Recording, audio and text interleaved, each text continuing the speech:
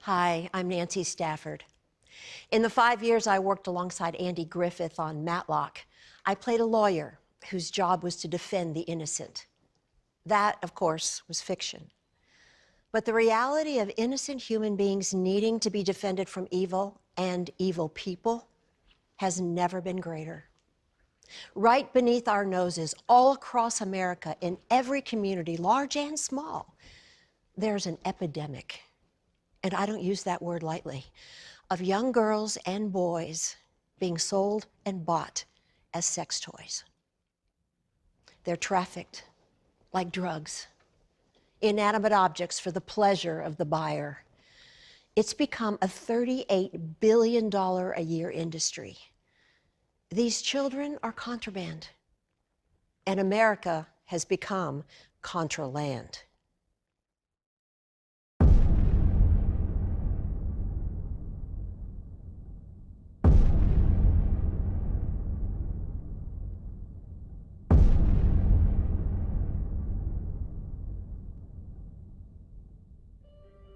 The most publicly known child predator is billionaire Jeffrey Epstein. The children that he was using, reportedly ages 12 to 14 years old, these children come from our families. That's where it impacts America. His connection with international political figures, financial figures, and industry made him a threat to them. That may be why he's dead today. Hi, how are you? Good, how are you? Good. You available? Yeah, I got two girls, Kelsey and Carrie, both 13, both real fresh. How much is 2 girls for a half hour? 2 girls for a half hour would normally be $200. I'll do it for $150. Well, if I had a half hour with one girl, then a half hour with the other girl, and then maybe the two of them together. Wow.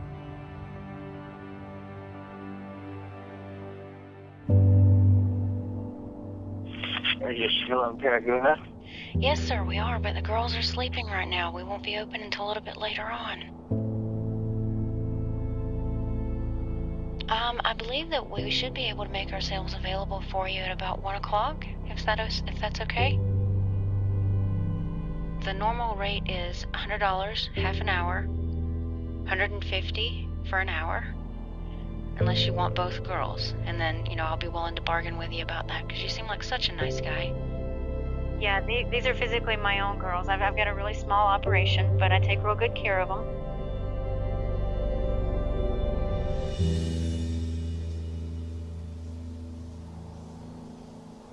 Is this the right place? Yeah, it gets confusing. This is like in the middle of nowhere. It's super weird.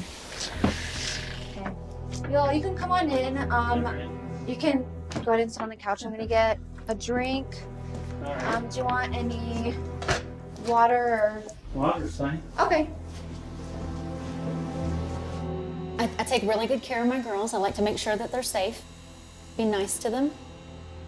There'll be condoms on the bedside table, so you don't have to worry about that. Is that a problem? No. Okay.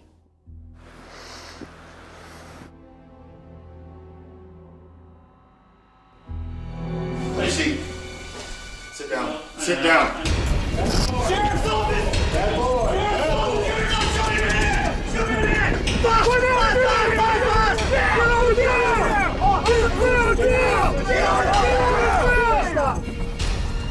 Hands up! On the way out! Cuffs. Got him.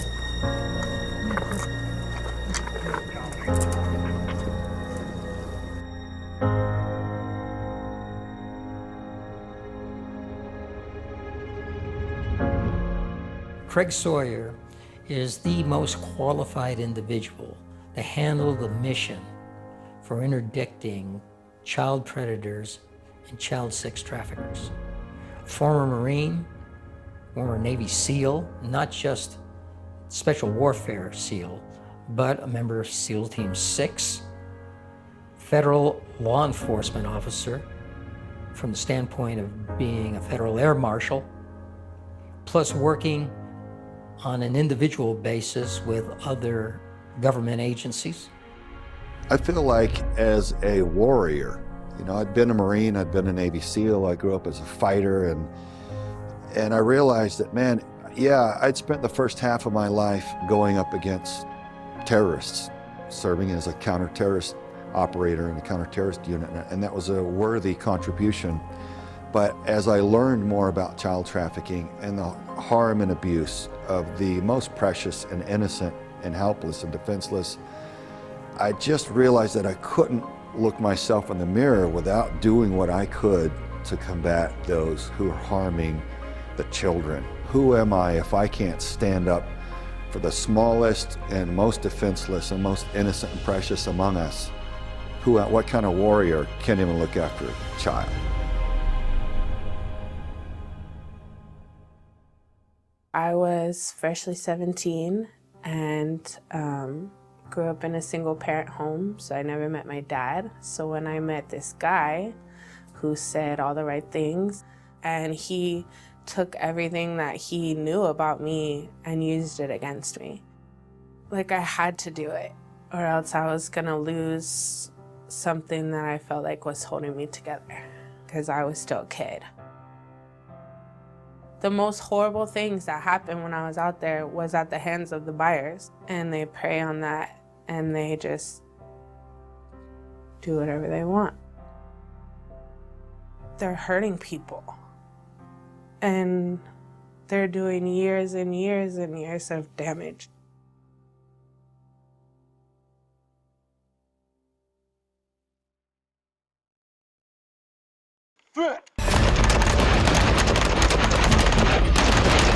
As a former Navy SEAL, I'm wired for direct action. And I know that for this kind of work, especially dealing with cartels, I'd need a team of guys I could depend on for high threat security. Everybody ready to do it again, guys? Go! I'm ready. Yeah. So I put together what I called the Viper Team, Veterans Interdicting Pedophile Rings. Former special operators, all very highly skilled and highly intelligent. Every one of them wanted to stop child trafficking. Yeah, nice. After a couple of days getting dialed in at the range, we were ready to deploy.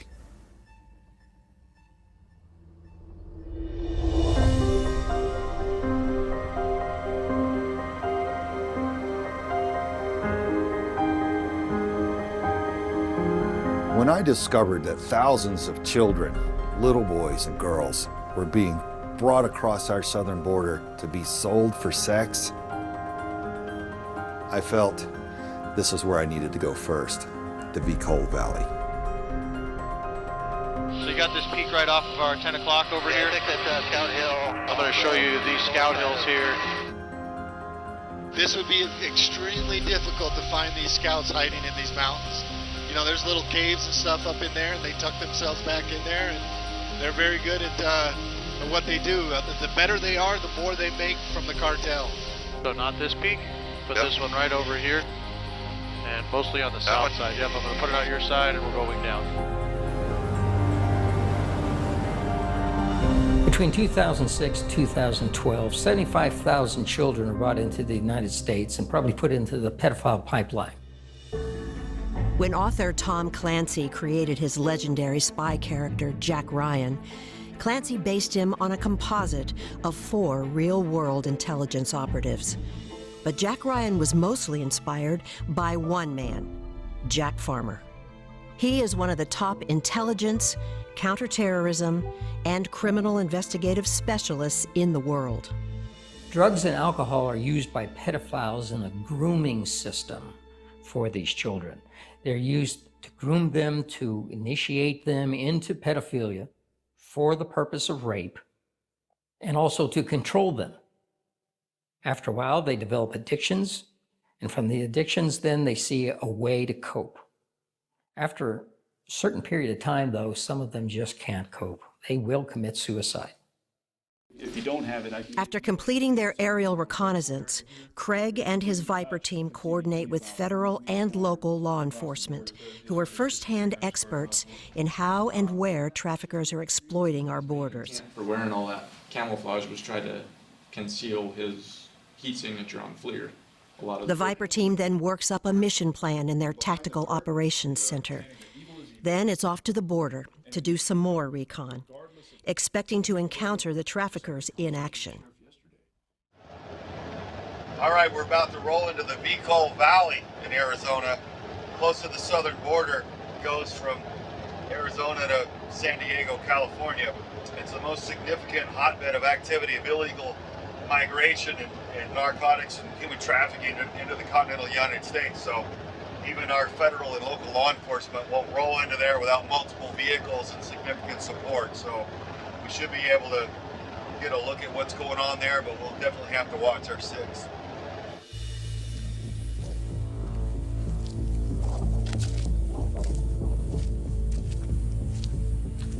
I don't think I could ever make my way across here. Could you? Next to impossible, huh? Yeah, it's impossible. If you have a 5-year-old daughter and you live in the United States, this is what stops her from going to Mexico and being raped. If you live in Mexico and you have a 5-year-old daughter, this is what stops her from being trafficked into the United States for these perverts to rape her. It's that simple. That's reality.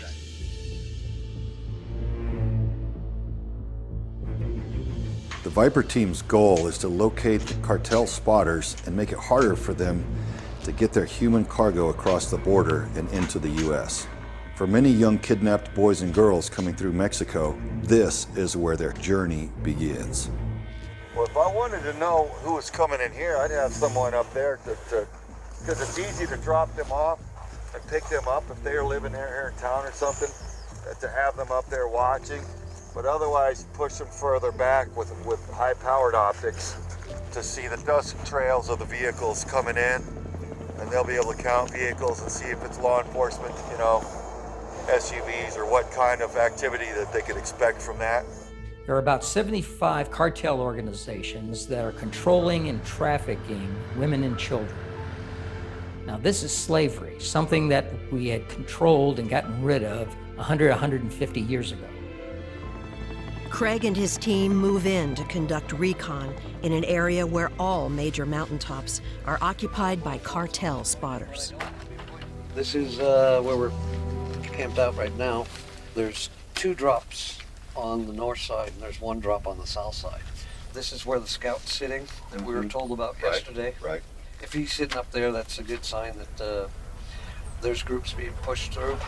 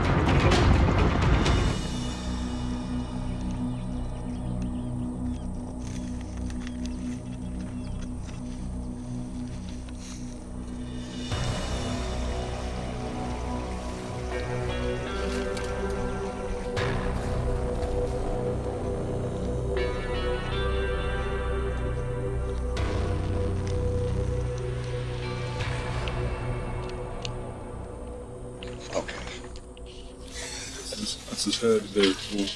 That is a warning for the gang. Really? Which gang? MS-13. MS-13? American soil, a warning by MS-13 that this is their territory. We gotta clean this up.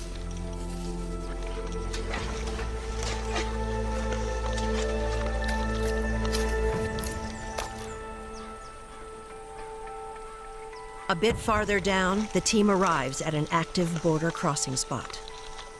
So here's one area of U.S.-Mexico border that there's literally a gate. You walk straight into the United States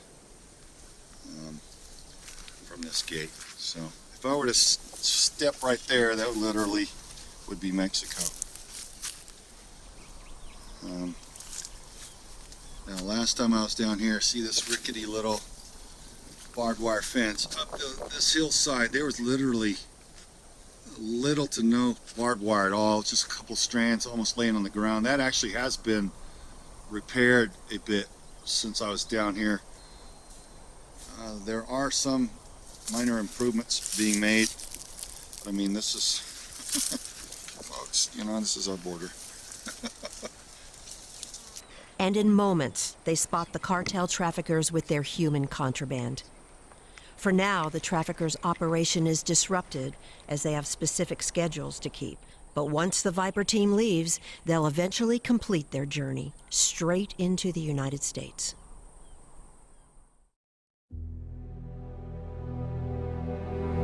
Craig and the team continue their recon patrol into the night to observe more on how the traffickers play their game in that area.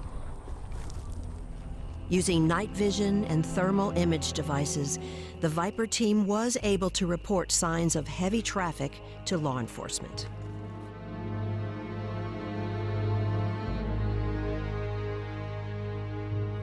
This is what they refer to as Flat Top.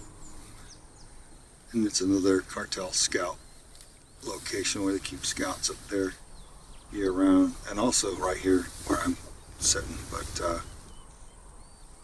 right up the back side of it, right here, it runs the U.S.-Mexico border. So this is Mexico, and on this side is the United States. But that's it, folks. I mean, a little barbed wire fence.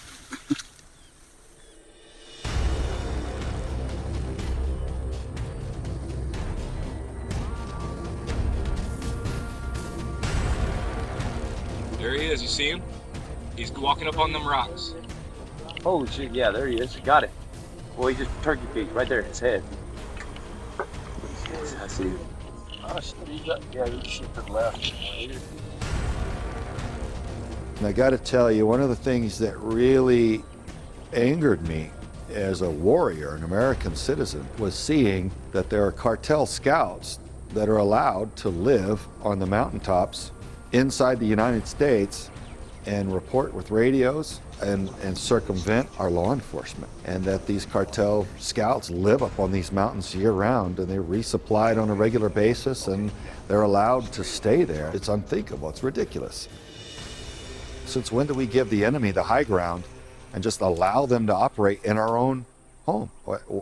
How does that come about? I don't get it. There's a wide range of child trafficking victims and perpetrators that we're seeing. We're seeing everything from MS-13 gangbangers, moving kids and teenagers, to high-end sophisticated networks and individuals, and then even families. Sadly enough, mothers and fathers sell their own kids. All of it's heartbreaking. The kids lose at every turn. We've just got to figure out exactly what we can do about it. Hey, Sawman, come check this out.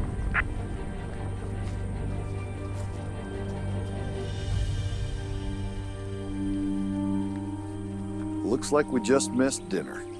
As we were coming up, they were watching us probably over here, and as we got up, they moved back down the mountain, and we followed suit into their main camp area, which they stage, and they all three had big packs on, carrying dope.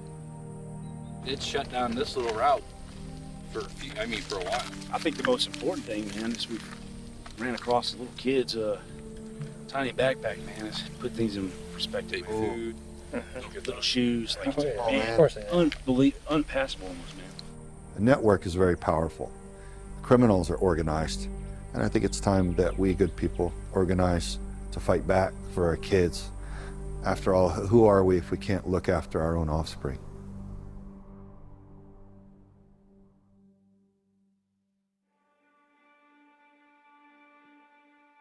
There are multiple things that cause this culture of child rape. One of the things is pornography. Another is Alfred Kinsey. Back in the 1950s, he was a self-described sadomasochistic pedophile whose own genitals were mutilated due to what he preferred sexually. So his mind was sick. Child sex trafficking in the United States really begins back earlier than most people understand. In 1970s, we already had a major campaign in the United States on the issue of child sexual abuse and trafficking, but we didn't call it trafficking at that time. Dr. Judith Reisman is the founder of the Reisman Institute, which is dedicated to exposing and debunking Alfred Kinsey's fraudulent so-called science regarding child sexuality. She is internationally recognized as an expert witness on human sexuality. I would have to say the Kinsey reports laid the scientific foundation for abusing kids. In 1948, the groundwork was laid. There was Sexual Behavior in the Human Male, which was Alfred Kinsey wrote Sexual Behavior in the Human Male, funded by the Rockefeller Foundation, supported across the board by Planned Parenthood, all came together with that. So Sexual Behavior in the Human Male. Then in 1953, Sexual Behavior in the Human Female. There was no field of human sexuality education before Kinsey. None. We had the common law, that was based our laws on. It was biblical, okay. When Kinsey came on board, half the states in the Union gave the death penalty, could give the death penalty for rape.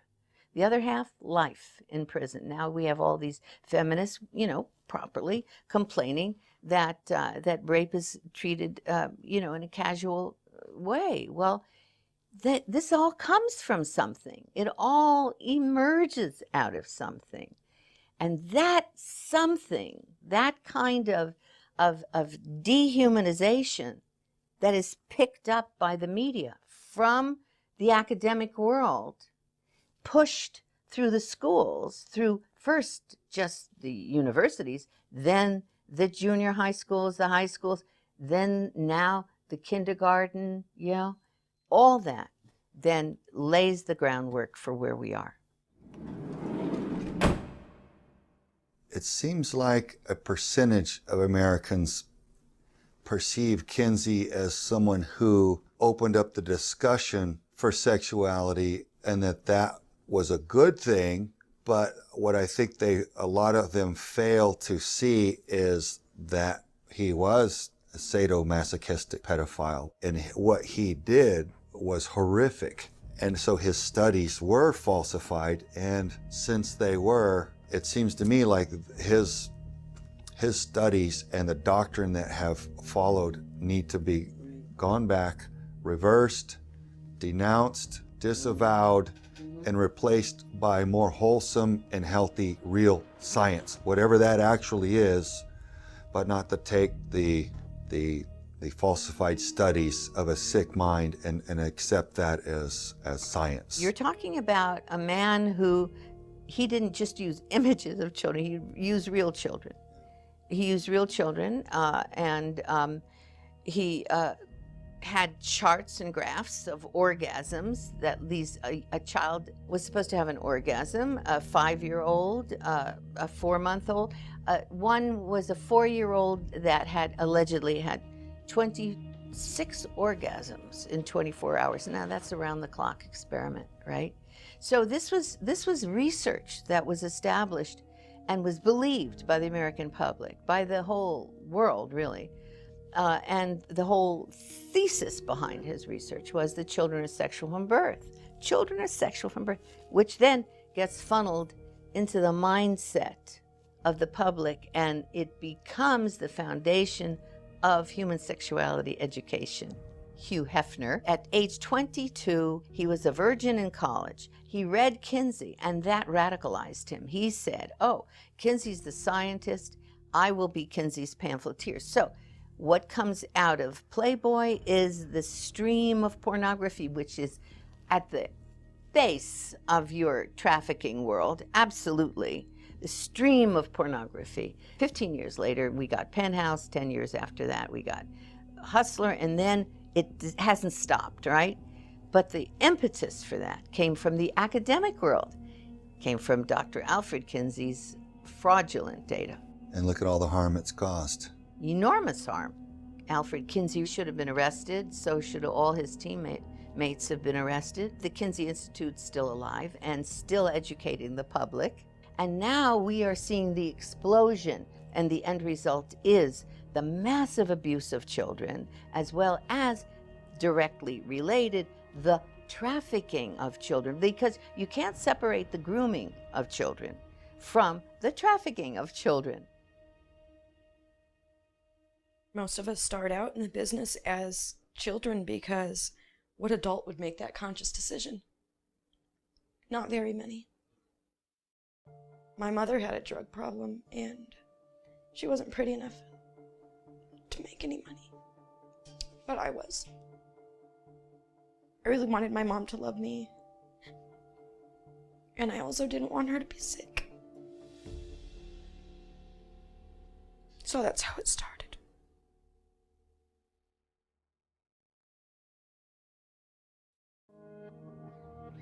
When people talk about sex trafficking, it's always with the image of a young girl. But in reality, young boys are targeted to a disturbing degree as well. Horrifically, there's a national organization that specifically targets young boys. Its name is NAMBLA. NAMBLA is the North American Man-Boy Love Association. It's a group of men that are sexually attracted to boys. Bob Hamer spent 26 years in the FBI, much of it working undercover, as a hitman, drug trafficker, international arms dealer, professional gambler, and pedophile. I literally sat through a meeting with the members in which they discussed having oral sex on 18-month-old boys. I was able to attend 2 of their kind of top secret national conferences. Once I got to the meeting, I realized that it was more about celebrating your love for boys, where to go to find boys, how to seduce boys. It was those type of things that the members were talking about. Most of the men that I dealt with were high-functioning individuals. I think a lot of us think we can identify who the pervert is. We think, oh, they hang out at the public park with a trench coat and flash somebody, but that's not what I ran into. I found that the men in this organization ran the socioeconomic gamut. One of the men that we convicted had a Corvette, and that was sort of his entree into the boys, because he would allow the boys to ride in his Corvette. They liked his car. It varied with each person, but it really is. It's a grooming process. I mean, it's similar to the dating process, where it begins with a glance, with a kind word, with a conversation, and pretty soon you've developed this relationship. One of the members was big into Frisbee, and it allowed him to kind of come behind the boy to hug him and get close to him and show him how to toss this Frisbee. They sought out that child that was seeking a father figure. And once they were able to identify that person, that's how they were successful in their seduction.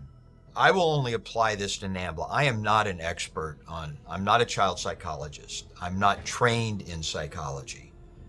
But in my experience with NAMBLA, 3 years, not on a daily basis, but 3 years in the organization, participating at a high level, writing for their magazine, communicating with 165 members that were in prison, not one child was successfully targeted by a NAMBLA member that had a strong, loving father figure in the home. And one of the members told me, "You can never cure us, but you always tell the court-ordered counselors what they want to hear."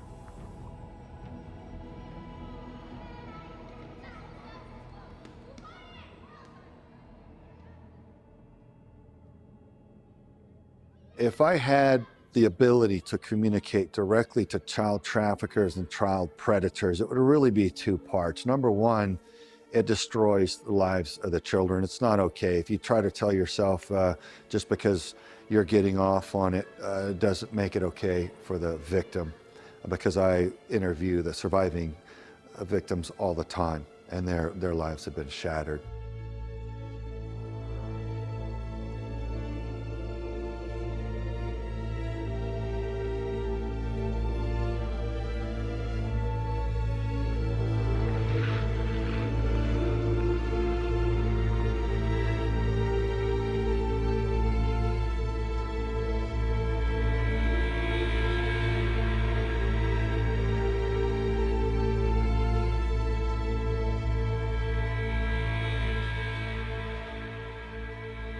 If you're out there preying upon the children, we're out there looking for you, and we're probably going to get you.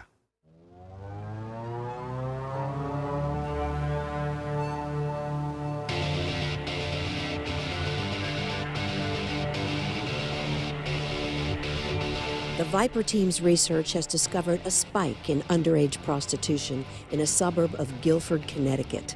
Teaming up with local law enforcement, they plan to send a message to the pedophiles of the city.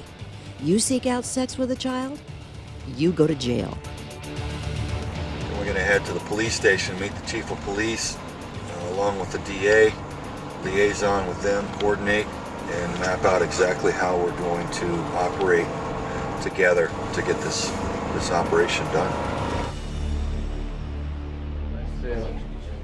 Nice to meet you, Craig Sawyer. Nice to see you. Craig Sawyer, pleasure. There you go. There you go. You know, there's multiple agencies helping out here as well. We're the only ones sitting at the table, but we have several surrounding agencies. We have the Madison Police Department, the Clinton Police Department, the Brantford Police Department, the North Haven Police Department, the Milford Police Department, West Haven Police Department. Fairfield also assisted us. Spent 3 hours with us the other day. Yeah. So, you know, it's not just us, and everybody's on the same page with what we're trying to accomplish. So I'm doing the background side of it as far as the legal aspects, the charges, what we think we have. I've already been able to screen the stuff as provided in terms of the texts. Brian Sibley is the local district attorney, the prosecutor. He will monitor the conversations and texts to determine at exactly which point the team can make an arrest.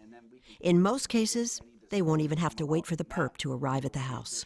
You know, but the second they start going past and starting to force and trying to walk past you or something, just give me the code and we'll come, or them. That'll be them. If they step in there with this road. Right. So yeah, if we can stage your truck, you know, somehow where it's kind of severing off the backside of the driveway, it forces them to park in that area, then it's only logical to go up on the deck. Yeah, the deck's going to be lighted. Hopefully they might see the decoy inside the window anyway. Yeah, if we know that they're coming up, then I'll be in the door and motioning in. A woman working undercover is pretending to be the pimp, selling a young girl to men who are answering an ad on Backpage.com. Backpage is a virtual shopping mall for all things sexual, including access to underage girls and boys. Since this recording, Backpage is now illegal and offline. Once all that's done, Matt's going to reset his team back at the house, bring the transport vehicle back and secure it back in the garage, and we're going to reset up for the next round. All right, so we're off to go prep the target house that we're going to use for the operations, figure out how to hide the cameras there, the lay of the land, so to speak, and coordinate what we're doing there. I'd say it's so common that no matter what town you're in, that by now you can probably go within a couple blocks and find a victim or a perpetrator of child trafficking. Is that pervasive, and that many people finding out that they can prey upon the children and benefit from it? So it's very widespread. After posting online ads for sex with a young girl, they received the first response within 15 minutes.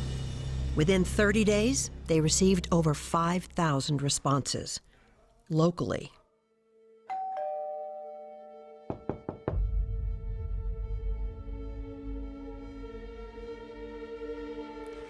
Hey, good, come on in. Law enforcement and the Viper team are at the ready, but everyone's concern is this predator armed? Is he violent? Is he a trafficker coming to kidnap the girls and run? Nobody knows. Not much. How you doing? Good. Nice to meet you. Hi. Brian, right? Yes, sir. So, can I get you a water, or do you want to start on the wine? No, I'm good with the wine. No, you sure? Yeah. I'll take a glass of water, though. Yeah, have a seat. Is bottled okay? Huh? Bottled okay? Craig and his team wait for Brian the DA to give them the word. So what made you interested in this? Why'd you answer my ad? I don't know. I'm a boring person. I need to do something fun in my life.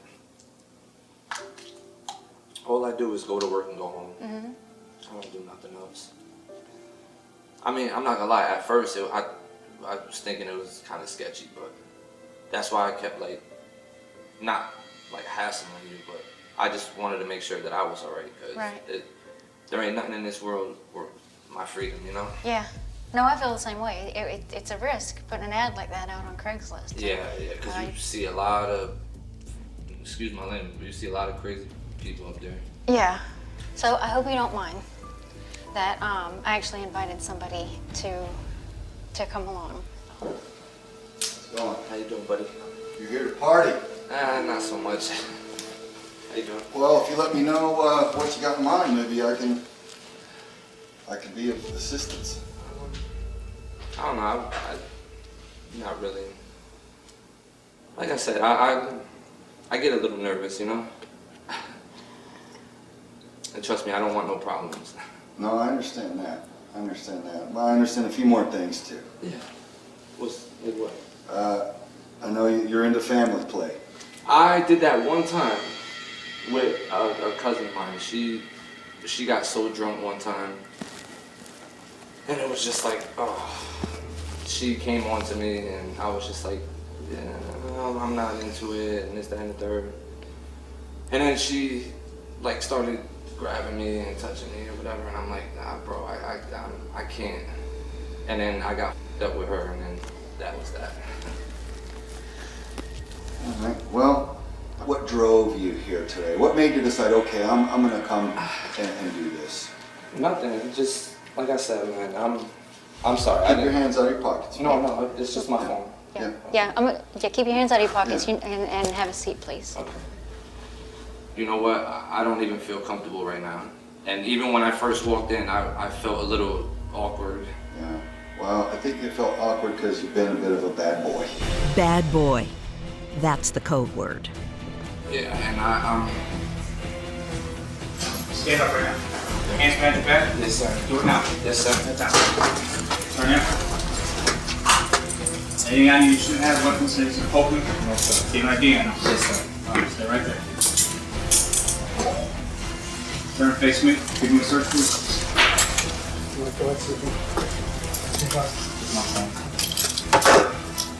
Okay, nothing sharp on your picking poke for shipping? Nothing in your pockets?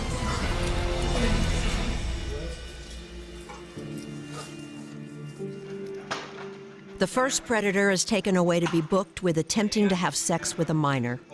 He's potentially facing 8 years in jail, plus a $10,000 fine, and an average lawyer fee of $175,000.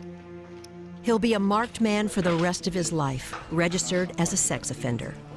The fact is, he was guilty of this crime before he even got to the house. But V4CR operators and the police gave the perp plenty of opportunity to fully express his intent to have sex with a minor by letting this sting play out. Statistically, we're learning that each child predator harms an average of 70 children each. Some of them, it's hundreds of children because they've worked themselves again into positions of authority and access, and some of them sadly never get caught. Others get caught very early on, so the average is about 70 children each, and so they tend to never stop.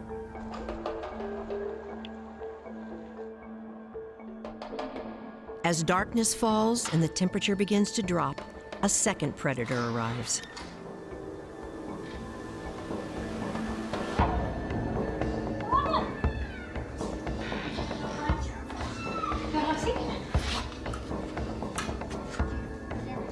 Water? Okay. Take your shoes off. Hey. Hi. Nice to meet you. Nice to meet you. So, hi, Henry and Greg. So anyway, yeah, have a seat. I'll get you water. Water okay? Yeah, that's fine.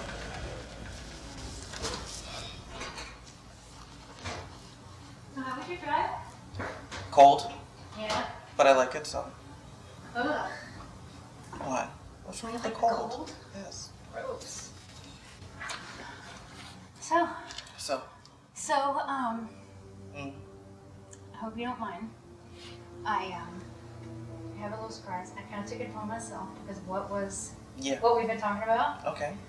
I have a friend that is kind of connected in such things. Yeah. So I asked him to come over and tell us about some of the special deals that he could get us on, like more experiences like this. That's cool? How's it going? Hi. I am someone who you can consider like your recreational activities director. Okay. I know a lot of people around here. You let me know what you're after. Maybe I can help you out. How about we try this if I do end up coming again? Yeah. Can we do it then? Would that be Like possible? meet then? Well, I mean, Well, what, I don't, help me understand, I'm not sure I understand why you're here. I don't wanna miss out on anything. Well, why are you here? I'm here to help you, man. I'm here to help you, find a 12-year-old girl, apparently. What was it that drove you to come and seek this out? I mean, I think I understand based on the communication, but Yeah. can you help me kind of understand your thoughts a little more? I've been depressed for the past 2 years now, out of being secluded, alone. And really any form of communication kind of raises everything up. If being depressed brought you into a bad place, what do you think it might do to a young child having sex with a grown man and having his left inside of her and her mother? I don't think it would be good, but at the same time. but you were willing. Yeah. You were willing to do that though, to a 12-year-old girl. I guess you could say my depression took me too high. I got to tell you, as somebody that does this, Mm-hmm. this was difficult for me to do as an adult. It was difficult for me to talk to you with the way that you were talking about my 12-year-old stepdaughter. And I do this all the time. The entire ride here, I knew that I was making a bad choice in coming here, knowing that this is probably going to end horribly. But the fact that the sexual drive in me kept on pushing forward. So I guess I just pushed everything to the side and just kept on going. I think that because of the fact that you've been a bad boy, that this is where the road ends for you. Please stand up right now, hands where I can see. Walk to me. Face me, hands behind your back. Do not move. Face me. Do not move.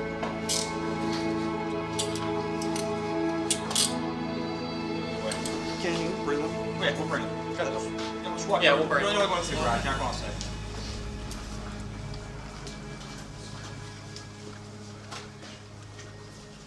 Our undercover agents make themselves targets for the predators online. They don't have to work very hard at it because these predators are out there looking for their targets already. It's not really like going to a pond and throwing a hook in and pulling in catfish. It's more like going to a pond and dropping a stick of dynamite in there and they all come up. There are thousands of them that will respond, certainly hundreds within one night. Okay, slow down a little bit because the road is going to veer off to the left. The next predator made a mistake with his directions and has gotten lost. It's way up. Listen. Will you both of you listen? Realizing he's in over his head, he begins to panic. Cops are here. The cops are here. What? The cops follow us. Knowing he's a repeat offender with a propensity for violence, the external surveillance team who's been tracking him decides to end this right there. Get on the ground. Stop the wall. Get right there.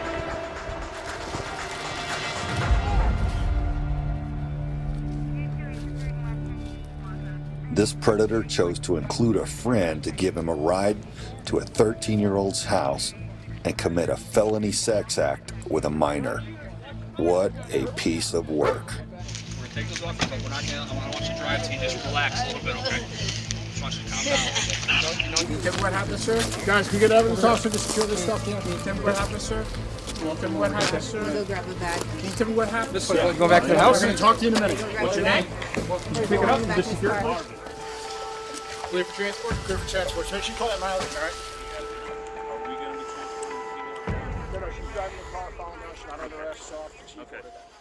The last predator of the night arrives, bearing a gift for the girl he's there to have sex with.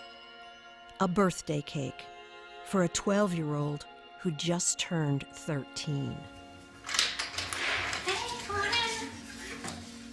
Have a seat. Good, shut that. It's cold out there. Yes, come sit by the fire. What do you have? A little treat here. That's for chocolate cake, right? That's so sweet, thank you. You're welcome. The predator also brought some lingerie for the girl and her mother to wear while they engaged in his perverted sexual fantasy. Want to take your jacket off? Sure. I'm glad we can get together tonight. Yeah, so how are the kids? Not too bad. Not too bad. How old are they? 15 and 13. Oh, wow. Yeah. So, have you always enjoyed younger? I've never experienced it. Right. Like, is it something that you've ever been curious about? Oh, yeah, absolutely. Absolutely. Hey, Carrie, how old are you? I'm 13. 13? And you just had your birthday? Yes, sir. Well, happy birthday. Thank you. So, we actually have them ready if you wanted me to go up and change. Sure. Yeah? Sure. Okay.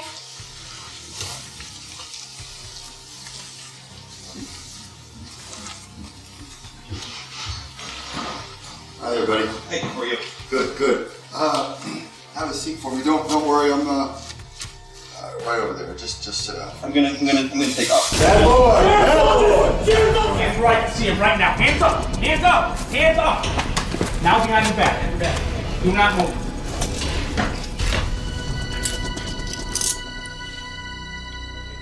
Is there any weapons in the car? No weapons on it. Get clear protection. You go shooting? You're an agent. What kind of agent?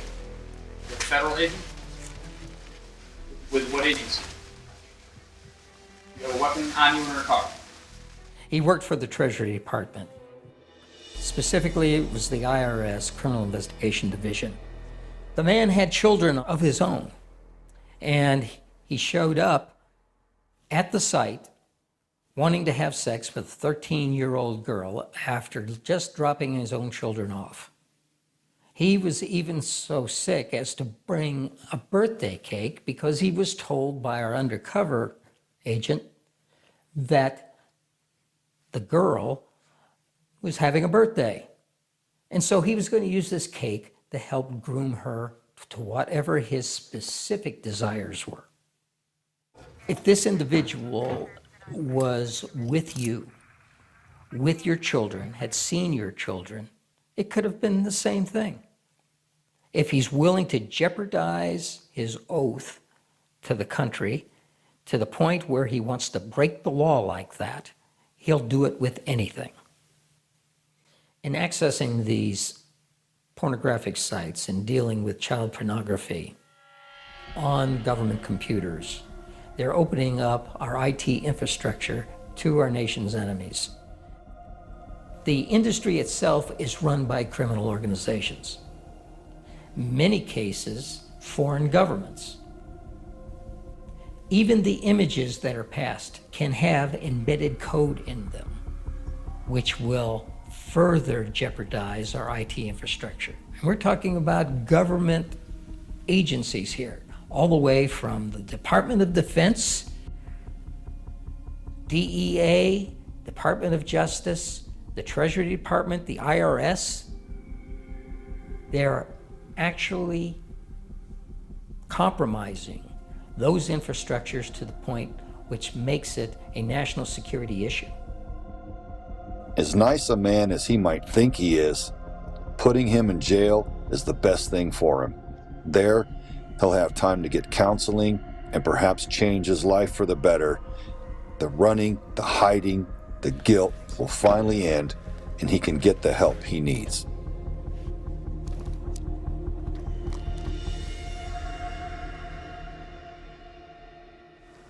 Brian, I I have a genuine appreciation for the contrast, the difference of what we've gotten with you here and your willingness to face this, which is obviously a very difficult and tricky issue to face. It's ugly. What we were trying to do is to basically rip that can off the ugly, top of the can off of the ugly, and say, look inside and go, it is ugly. And you got to reach down. You're gonna have to get dirty. Yeah, this sucks to face. It sucks to deal with, but it's got to be done. It's like cancer. You know, you can't wish it away. You have to address it. You've got to deal with it one way or another. And so it feels good to be part of the process of exposing it while uncomfortable. That's the only way that can really be addressed and put to bed. As we leave Connecticut here, I'm left with a sense that, man, this was an important first stepping stone in this style of joint operations between an organization of veterans and law enforcement to create a model that we can replicate, to expand across the United States, to address this on a wide-scale basis and really help put this pedophile nonsense to bed. Well, at the time, I'm 11, 12 years old. Somebody approached me and says, you can actually get your own place in less than a week. And I thought, get my own place in less than a week? Are you crazy? I'm 12 years old. And the guy said, I can make you rich. He says, I know this man that lives up on the north side of town, and he'll pay you big money if you go and see him. I said, well, how old is he? At the time, like I said, I'm 12 years old. Well, how old is he? Well, he's 75. So that day, he took me in his car and we went up to this house. A butler answered the door. He ended up paying me $500. And the guy that took me up there gave me $50. And boy, I thought I was the richest thing in the world with my $50. I would say from the week I lost my virginity to the end, from Monday to Monday, I probably seen 15 guys. That's how it all began.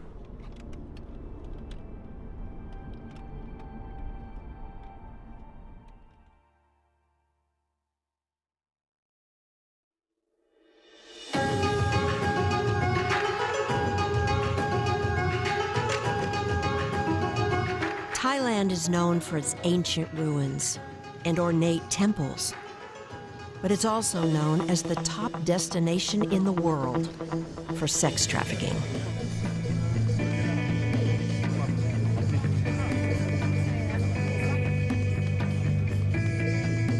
While we were in Thailand, we learned that 7 out of 10 Westerners that step off of an airplane participate in the sex trade there in one way or another. Craig is on a fact-finding mission in Southeast Asia, which has many of the oldest and most permissive sex trafficking countries in the world.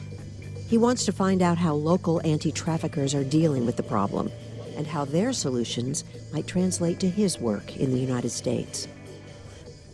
The sex trade here in Cambodia has been around for millennia. Ted Olbrich is the head of Foursquare Children of Promise, one of the largest providers of orphanages for sex trafficking survivors. The whole value of a woman is based upon their virginity.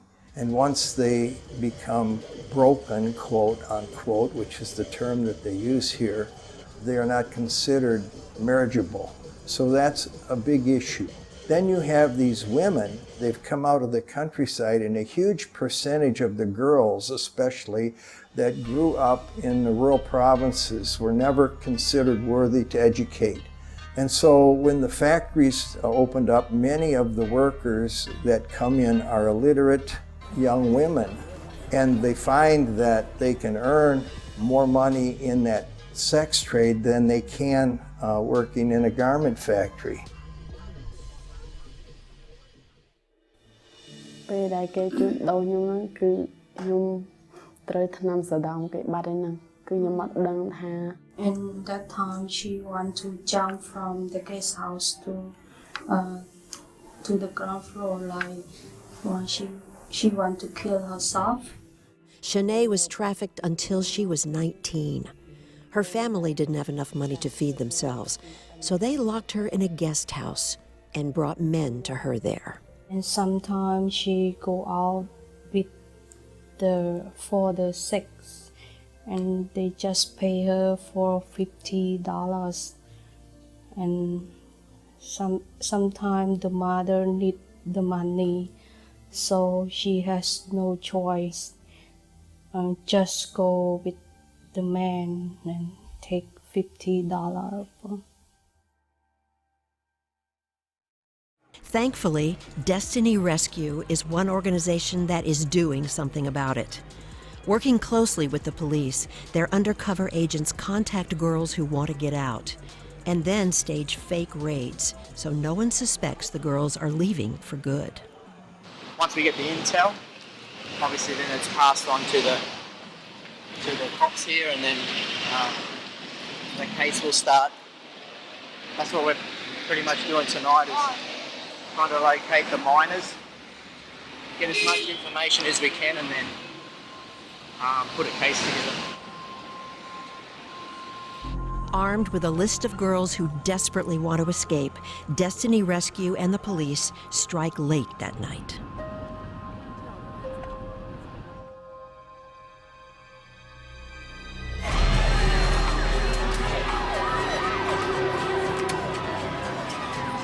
The Destiny Rescue undercover agents' cameras capture the chaos as the police raid the club. The girls believe they're going to jail, but it's really a doorway to a new life. I think tonight went really well. Got the girls rescued. They're actually getting new life. And you just see the smile. It's great to see. The raid was a success, but the learning curve has been steep. So a lot of trial and error, you know, guns in our faces, fights in clubs, and just learning how to do things smarter and better to protect ourselves is where we are today. And we're in for the long haul, you know, like there's so many kids out there, estimated 1.2 million kids being trafficked. So, you know, it's a big job, and we're all committed to seeing it end, you know, we have to be.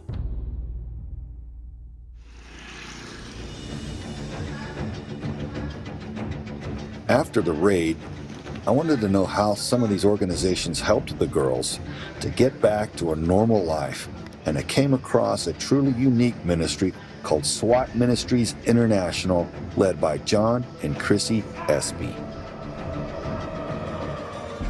SWAT stands for Spiritual Warriors Against Trafficking.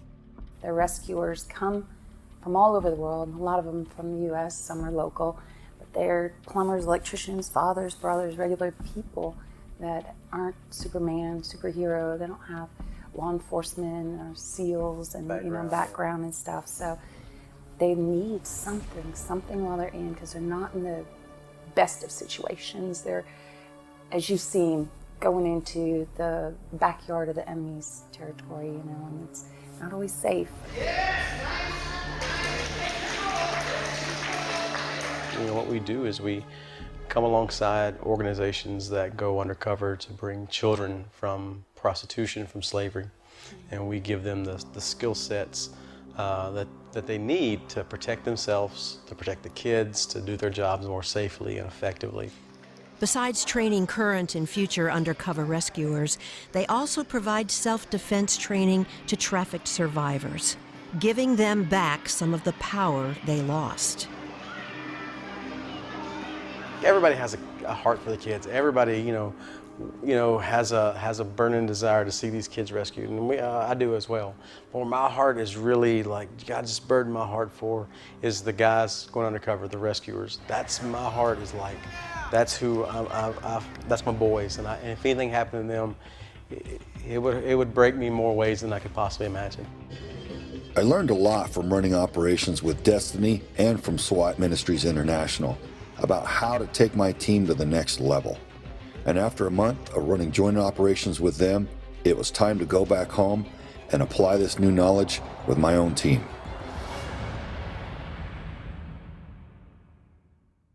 I grew up in a very sheltered household. Both of my parents were pretty successful. I was just unhappy. I had a very low self-esteem, and I ended up running away from home when I was very young.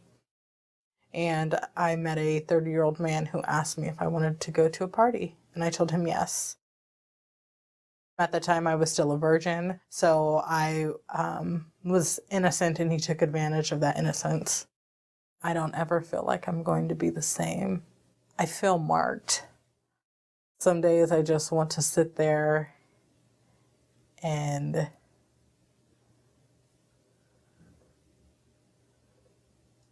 just not be present anymore.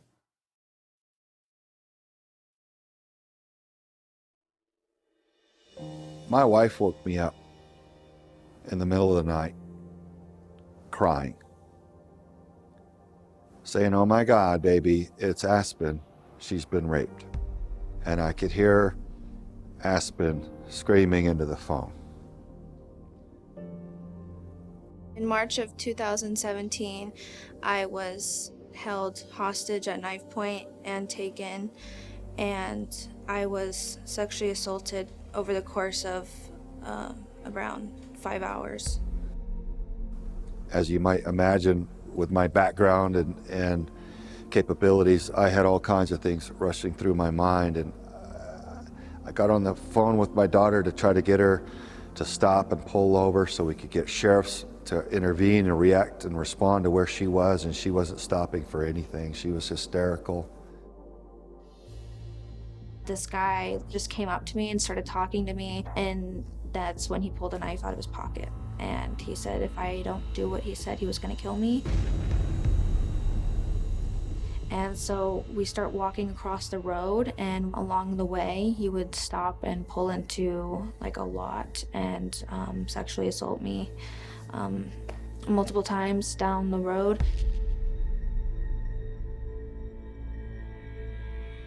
I knew I was gonna die. He told me, by the way, like, I'm gonna kill you. I just kept asking him if he could let me go. I was trying to say anything that I could think of. I was like, oh, I'll come back tomorrow. Even though clearly I wasn't going to, I was just trying to say anything that I could to just get him to let me go. After that, he actually walked me back to my car, and I drove home. And so when we got her back, it was just a matter of deciding what we were going to do about it as a family. My family did their best that they could to be there for me and support me, but I just felt like there was nothing that anybody could do to make what happened go away. She was seeing demons in her room at night. It was giving her hallucinations. The doorbell would ring and she would start shaking uncontrollably. I was scared to leave my house. I was scared to do anything, and I was having nightmares, and it was just horrible. I didn't even know if I wanted to even be alive, because the after effects on my brain was just, it was a lot. This person didn't just rape our daughter. This person assaulted our entire family. We will never be the same. He was arrested pretty quickly after. I can't remember exactly how long it took them, but it was within a few days. I was happy knowing that he couldn't do that to anyone else anymore. Yeah, what our family has put through, I don't want anyone else to go through. Shouldn't happen. That's not part of who we're supposed to be. What our goal is to take this really ugly experience and to do everything in our power to keep it from happening to another family. No family deserves to have this happen in their life. You're never the same, never. Our family was tearing apart. We were just pretending that we were all okay. And then Aspen surprised us all. I heard that they were going to be doing a sting operation, and right away I was like, I'm in. I immediately declined the idea. I discredited it and threw it off. My own wife, whom I thought was on my side, said, Craig, you should let her do it. When Craig first asked me about Aspen being a decoy, and he was really conflicted over it, I immediately knew it would take some power back. And he was really apprehensive at first because he didn't want me getting into any kinds of trouble. We have to wear bulletproof vests because we don't know these people that we're encountering, and it can be very dangerous. And so he absolutely did not want me to go. I don't think that my daughter should have to be in a place where she needs a bulletproof vest, ever. I said, no, I'm going. This is a way for me to take back my power and for me to look in the eyes of the predator when they're in handcuffs instead of the other way around when I was the victim. I was like, oh, you little scrapper, you. Okay, so at the end of the day, I decided, all right, we're gonna do this. And so he said, all right, let's go.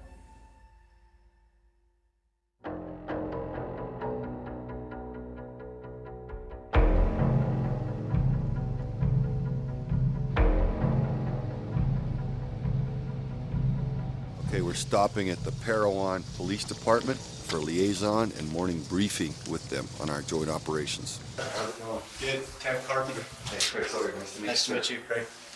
Very happy to be here, man. We're happy to have you. Come on in. As law enforcement, we're very concerned about children and children's rights and making sure that we're doing everything that we can in order to take care of our citizenry. And this has been a great opportunity for us to be able to come in with their resources and give us the opportunity of being able to work with them to be able to take these perpetrators off the street. You know, I think that this is very important for our communities to know that we're progressive and very active in doing what we can in order to protect our communities. We already knew that our operational template was effective. We knew that it worked. So we went in there with confidence, met with the law enforcement, briefed them on how we conduct our operations, and set up the house accordingly. I'm 19 years old and working for the first time with law enforcement as a decoy to take down a bunch of pedophiles. An ad was placed in an underground website last week, and dozens of men have responded to it, eager to sexually assault a 13-year-old. It's scary, but it's important for me to be here. Every time there was a knock on the door, I got a little bit of butterflies, but I don't think it was necessarily from nervousness. I think it was because I was excited to take these guys down, mostly. And I was all in, and whenever the guys showed up, I was like, let's do this. Take this left for this large hammer here. No, take the right. I'm directly across. No. Right. Right.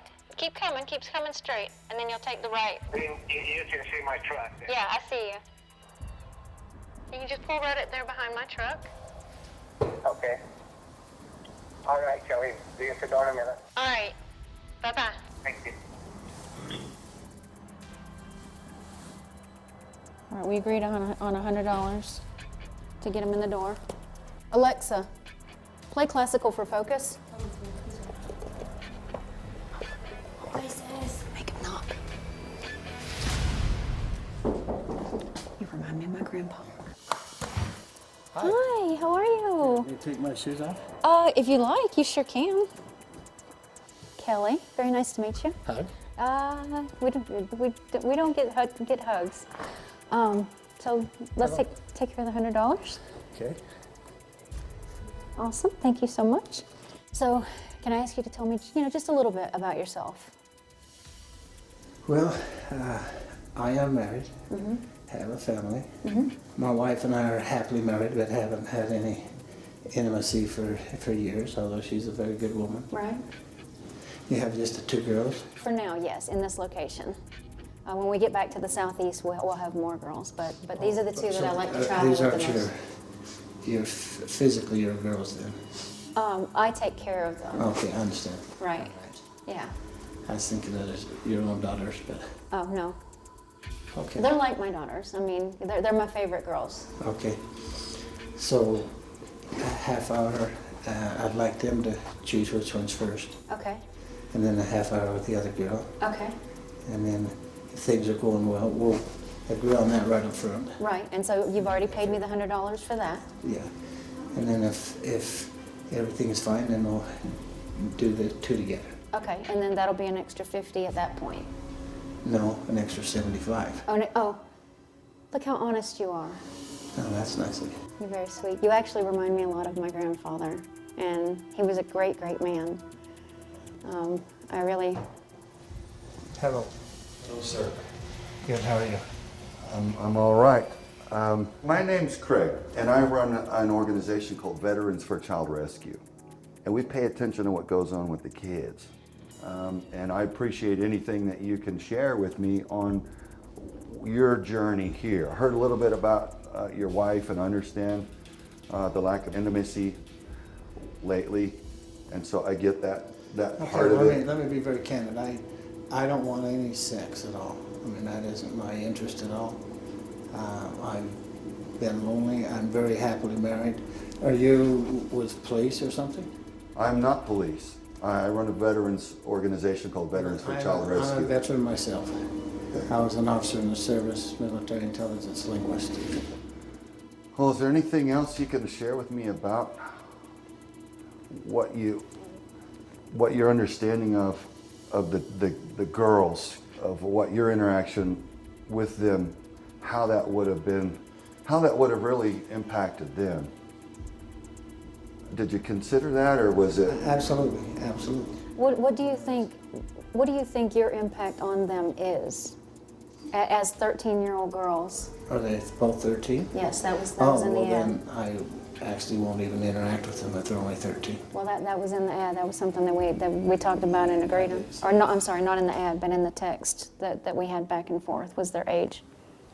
I didn't see that. So. Sir, just please keep your hands out of your pocket. Keep your hands out. No, for safety. No, I didn't see that, but no, if they're underage, then looks like you just made $100 and I'm on my way then. Well, unfortunately, it doesn't work quite that way because you've been what we would refer to as a naughty grandpa. So. Sheriff's office, show me your hands. Stand up, put your hands up in the air. Put your hands up in the air. Slowly face away from me. Face away from me. Interlock your hands behind your head. Interlock your hands behind your head. For your safety of mind, do not move. Do you understand? Say again? Do not move. Stay right where you are, sir. Oscar. How come you didn't tell me the truth?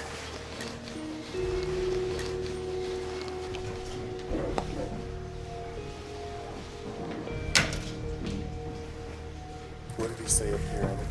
Military intelligence linguist, and now works in construction. So he's a veteran officer, military linguist. When these guys would get arrested, I would walk up to them and I would stand a couple inches away from them, right in their face, and I would just stare at them. She would just stand there and watch them turn from predator into prisoner, and she confided in me, Papa, I have to let you know that this has been more healing than any counseling I think could have ever been. I got to reverse it, and I got to put these people in the position that they should be in instead of me. And they were powerless.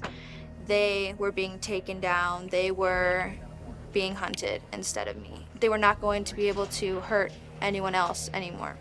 Ultimately, it was the right choice. It was so beautiful to see her fight back. You're my hero. That's everybody. You're starting to become mine. Woo! There are two basic working types of pedophiles. What we call gutter pedophiles. These are the individuals that you would normally associate with low-level street crime. People that you would picture in a trench coat hanging on a corner trying to lure children in with promises of candy. The other are elite pedophiles. These are individuals that are in positions of authority or positions of community respect. We're talking about government officials. We're talking about police officers, judges, school teachers, church aldermen, people that you would trust your child to be with, that you have faith in. That's what makes elite pedophiles so dangerous.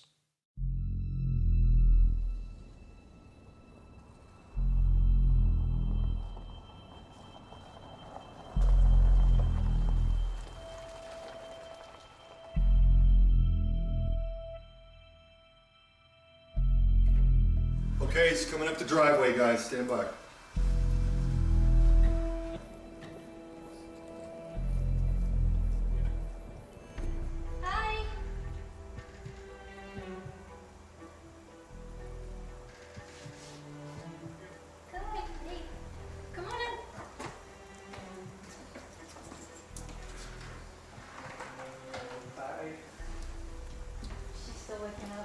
I was hoping to have the fireplace going because it's so cold, but it's broken. It's broken. How did it break? I don't know. It just stopped working. It worked when I left. I had just talked to my Army recruiter a couple weeks prior, actually, and then this guy shows up, and he's an Army recruiter, and, you know, he has a wife and kids, and he had just dropped a kid off that he was trying to recruit, and then he came over to try to sexually abuse who he believed to be a 12-year-old girl. Did you want that kind of lifestyle? I've always been interested in it, but just never actually met somebody that's done it or been into it. So I assume you're married, Yes. and so she's not into it. No. No. Have you ever talked to her about it or hinted No. or no? Just So I already know how she is. With it. yeah. So is it like a religious thing or is it just like one of those taboo things that you just don't do? I guess she doesn't feel comfortable with it. Yeah. I guess. I don't know. Well, understandable. I mean, most people don't. It's not. Yeah. It was hard enough for me to find you, so. In the people that we've arrested, I don't think that this is the first time for any of them. When you listen to their phone calls and the way that they talk and they act, this is something that I think that they've been doing for a long time. And they've really been leading a double life, and I've just always felt that they could get away with it, and they don't care about their families any more than they care about these 13-year-old girls that they want to victimize. Hey. Hi, Jason. How you doing? I'm doing good. I'm Craig Sawyer. I founded a Veterans for Child Rescue organization, and I pay attention to what goes on with the kids. And that's why I'm here. You want to tell me why you're here? Just interested. Yeah. I understand you got your own kids. I've looked at your Facebook page. Look like fine little young people. Mm-hmm. I'm sure you'd want them protected as I would. Yeah. Let me ask you, what was it, Jason, that you were looking to do with this girl here? I don't know. It was for her, but I think I was pretty clear from the beginning. Yeah. Yeah, well, I've got all the transcripts. I mean, I know everything that's happened. I was deeply disappointed because in the back of my mind, I was thinking, my gosh, there are countless fallen heroes buried in Arlington and all over the rest of the world who have given everything honorably and sacrificed for our country and for others selflessly. I just thought, my gosh, do you know how many good people you're dishonoring with your behavior? What's wrong with you? You think that this behavior reflects honorably upon the U.S. Army? No. I'm a veteran too. I think I can understand how that would be looked upon. Yeah. So I think it's unfortunate that you've chosen this path.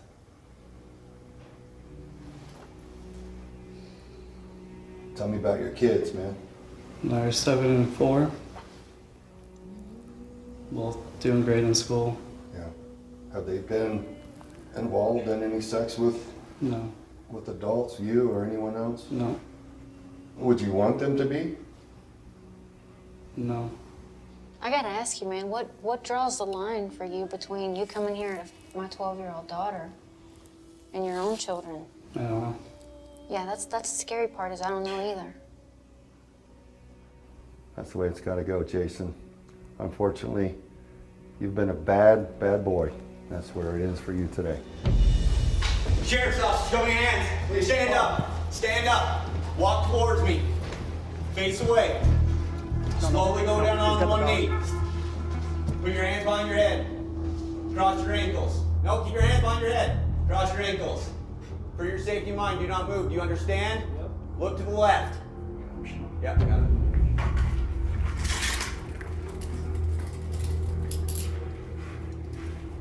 I have more disdain for those who abuse positions of authority than anything else.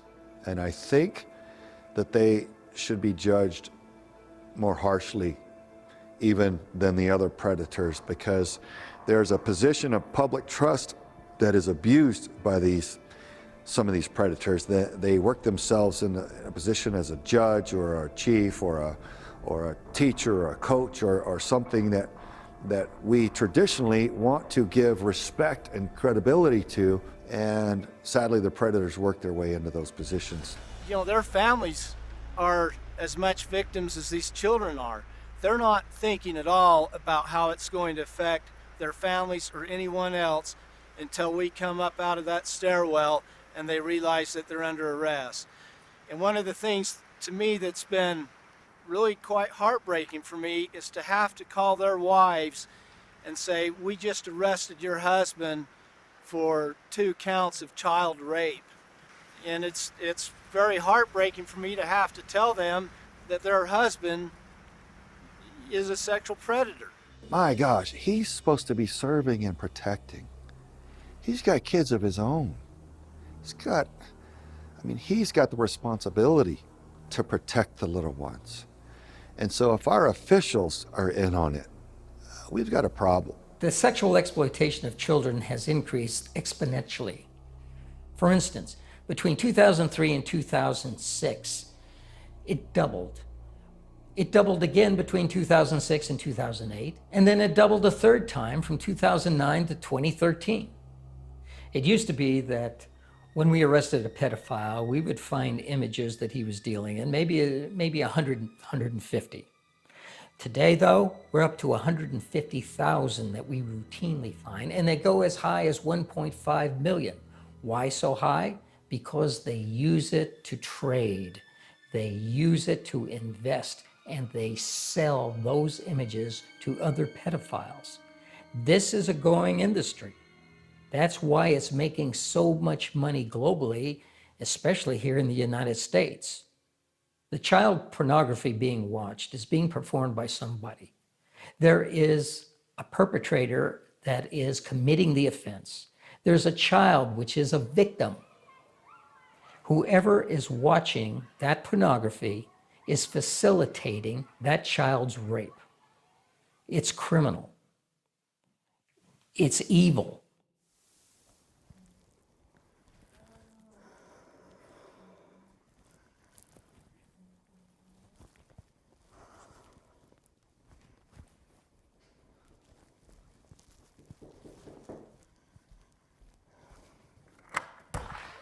Hey, good, come on in. Sorry. Give me just 1 second, please.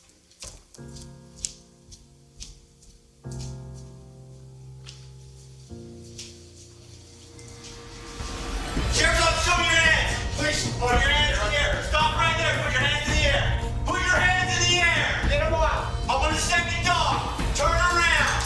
Turn around. Go down on. Put your hands in the air. Go down on one knee. Go down on one knee. Go down on the other. Interlock your fingers behind your head.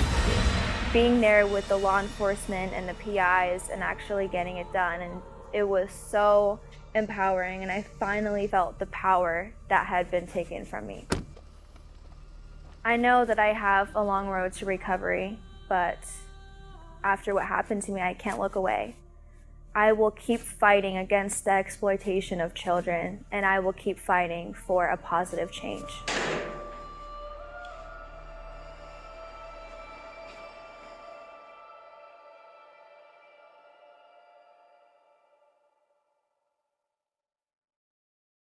We remove the branding tattoos that are forced on victims of sex trafficking. A lot of these girls that are trafficked, their pimps will brand them to show ownership. It's a sign of ownership.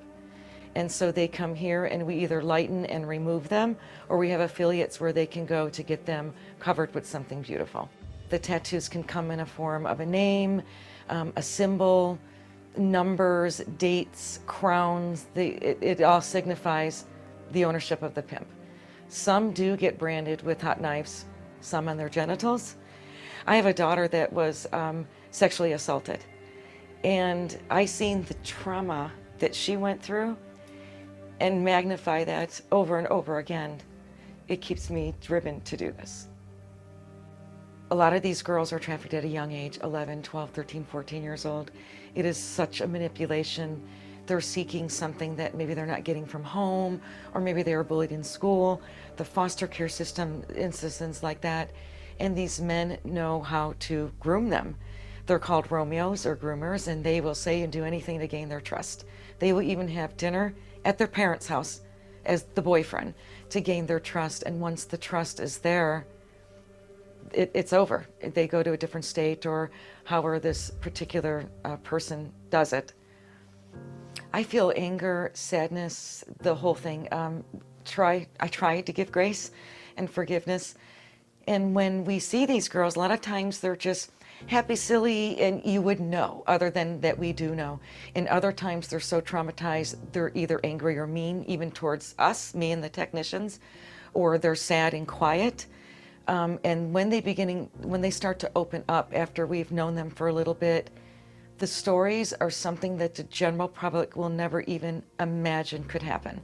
And I get angry, I get sad. There's days that I lose sleep. The ultimate goal would be to end my business, but for now, we're doing about 500 procedures a year, and we like to get in every single city in every single state to offer what we do, because it's not laser. It's a lot safer, and it can be handled much easier. So we'd like to be in every state and every city and have technicians everywhere. So when these girls are ready, and sometimes boys, when they are ready, we can help them remove this painful past.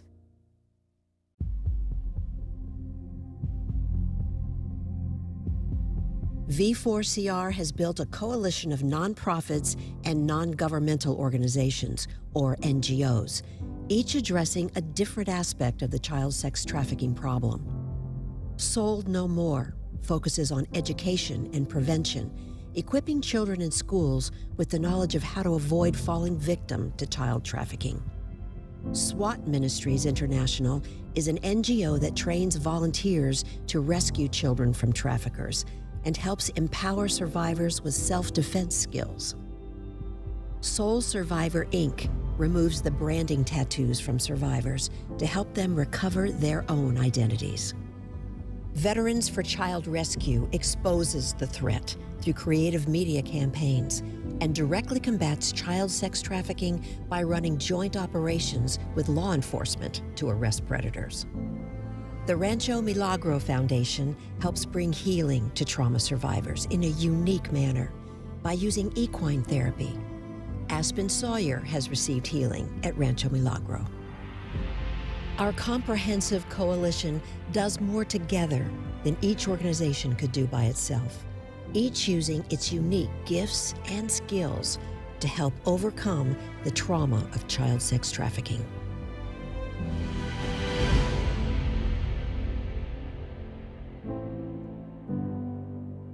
I think we've been conditioned too much so in the United States to be tolerant of everything.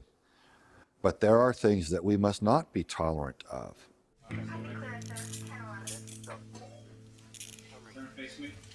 We must not be tolerant of that which will kill us or that which will destroy our children.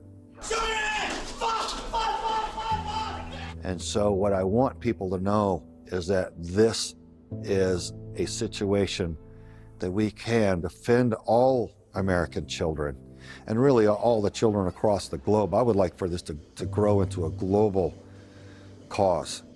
I think it's super important for guys to just realize that, you know, women are not sexual objects. We're not property, we're human beings. And, you know, you might think looking at, you know, Playboy or whatever is innocent, and it might seem that way. But oftentimes what can happen is these guys start to venture into more things because they get bored with the usual naked woman and they want to venture.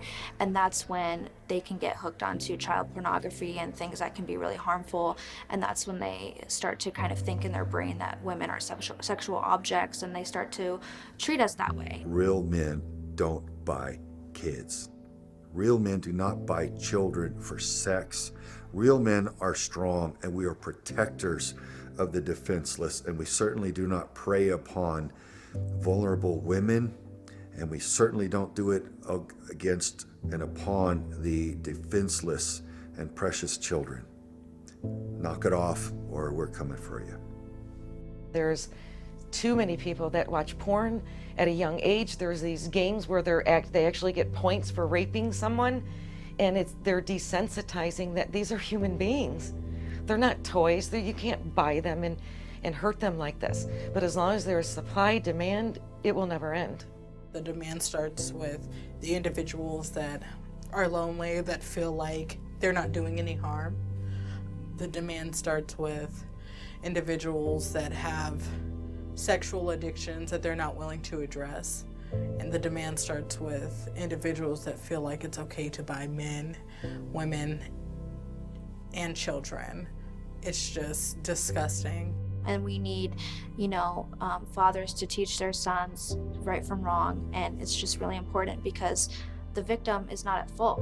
The people who are at fault are the rapists, the kidnappers, and 1 in 4 women. I mean, that's just way too much. There's a problem. Stop objectifying women. Need to be respectful. Objectification of women who, it's not just their looks that we should value them for. It's what they bring to the table in a relationship, into our lives. Some of the most important people we'll ever encounter are our mothers and our wives and our daughters. And I think we just need to get back to valuing people for being who they are rather than just the visual of what they look like and the sexual gratification that they may bring. When we lock our doors and our windows at night, we lock up our vehicles, and we retreat to our master bedrooms with our children in their rooms, and we think that they are safe, but we might as well have left the window wide open because they're on their phones, they're on their computers, they're on their Xbox games, and predators are interacting with them and stalking them, asking them for video and pictures of themselves that they use to then blackmail the child and scare them into giving more, and then meeting them in a place, and it just leads to harm. So the predators are reaching right through the airwaves into our children's bedrooms, and we do have to safeguard them in that way. Get in that phone, get in that laptop, have your kid open up their Xbox content, who their friends are. You've got to see it. Do it once a week. We used to want to respect our child's privacy, but what we realized that the predators are so adamant and they're so good at tricking the children and the young men and women to get what they're ultimately after, that we have to take that privacy in order to ensure that they are safe. If we suspect something, we need to be all about it and get into it and find out what's going on. Be the adult that every child needs. Be that person. Be the person who's going to save somebody. The public needs to hold authorities accountable for going after these pedophiles that are abducting, assaulting, and raping children. We need stronger laws and stronger politicians who will enforce those laws in order to make this happen. Never hesitate to stand for good and speak the truth, because the light outshines the darkness every time. And that's kind of been an evolution for us. We've grown in that respect of having such strong faith that good overcomes evil. And fear not, you should stand up and do right. And there is no decision to be made. By running these operations, I can have an influence, and I can prevent untold numbers of victims by getting their attackers, getting the predators off the streets, by running larger and larger programs, by warning the people that the threat exists and how to defend their children from it. And that's my healing. That's how I fight back, and that's what I've learned that I can do through V4CR. Together we are quite literally what we can't be alone. We can't be a network of people that says no more by ourselves, but we can together. There's strength in numbers. We understand what's going on now, and by alerting each other and by linking and networking and gaining power and momentum, we can beat this back, and we must, and we will. Together we can make the change.